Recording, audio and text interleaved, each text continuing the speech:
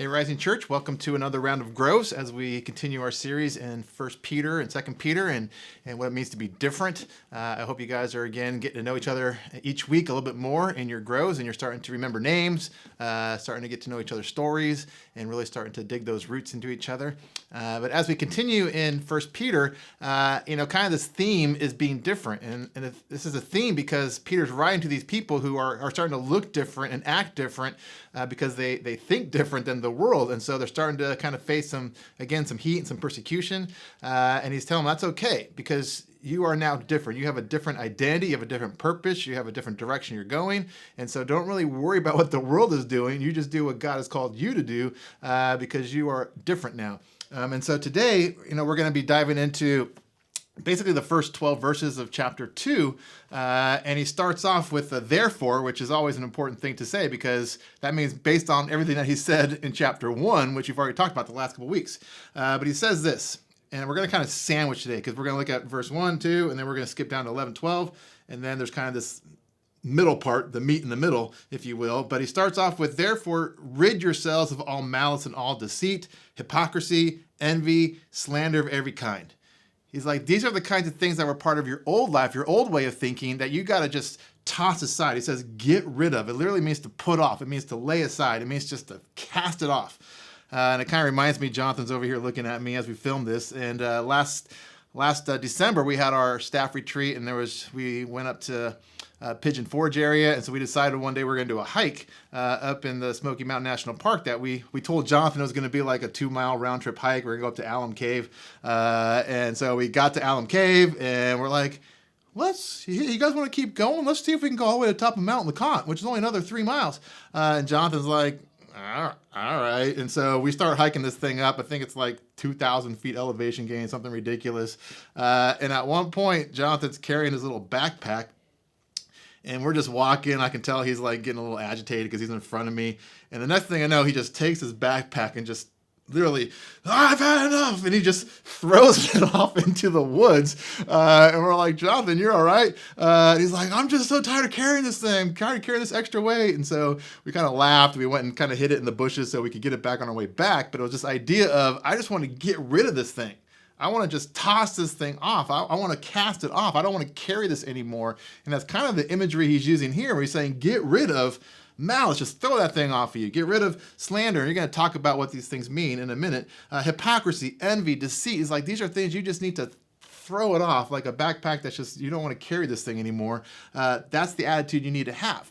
And if you kind of skip down to the other side of the sandwich, if you will, the other piece of bread at the very end, he says in verse 11, dear friends, I urge you, as foreigners, again, you don't belong here, you're exiles, abstain. He says, abstain from sinful desires which wage war against your soul. He's like, hold back, keep away from these things, be distant from these things because you're at war. And I think a lot of times we don't realize that we're at war. We're at war with our old self. And this new self, this new identity that God has given us and that's being birthed in us with his character, it's at war with our old self and our old pattern and our old way of thinking and what the world is doing. And so we got to recognize that it's a struggle and it's a war. And when there's war, you got to fight. And so we have to abstain from these things. We got to get rid of these things. And what we need to do is we need to replace those things with the new identity and the new identity of who we are because of him. And that's why I love what he says in verse 2. He talks about like newborn babies craving pure spiritual milk, which we're going to talk about. But he says that you can grow up. You can grow up in your salvation. I just think that's such an important idea because it means to increase. It means to become greater in size. It means to develop. It means to make progress. And so he's saying when it comes to your salvation, when it comes to your faith, he's like, you gotta grow up. You can't just kind of stay where you are. You always got to be maturing and growing and becoming greater in size, if you will, and developing and becoming who God's character, again, as we've been talking about, being birthed in you more and more and more and more. And so that's kind of the agenda. And then we get to the kind of the meat in the middle of those two. He starts talking about our identity. And he actually starts using a lot of Old Testament imagery. He starts talking about temples and living stones and spiritual houses and priesthood. And he's kind of making this kind of imagery of the Old Testament because that's the world that he's writing to. If you kind of go back to the ancient world, there were temples all over the place. There was temples to all the Greek gods and the Roman gods and the local gods. And so there was these temples where you had to go to worship God or to worship your God. And there was a temple where people went to worship Yahweh, to worship the God of Israel. And it was in Jerusalem. And we talked about this a couple weeks ago with Solomon building the temple, and that's where the sacrifices were offered. And so you had this priesthood that offered these sacrifices, and that's where you went to worship God. And that was this reminder that God dwelt with the Israelites. He was with them. He wasn't far off and distant and unknown. He was present. And so they went to the temple, and that's kind of where they would worship God. And you kind of think about it, he starts using this imagery where he's saying, you know what? Who's your identity now? He's saying, you're the temple.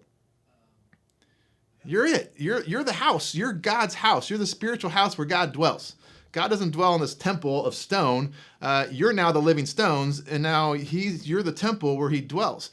And it's kind of this amazing idea because as he's talking to persecuted believers, he's saying, you guys don't have to go somewhere to meet with God. God is with you. God dwells with you because you're the temple now, and you're the living stones that are part of this temple. And so God is with you no matter where you are. It's almost as if Christianity was tailor-made for persecution because you don't have to go someplace in order to be a Christian, in order to worship God. You can worship God wherever you are because you're part of his temple.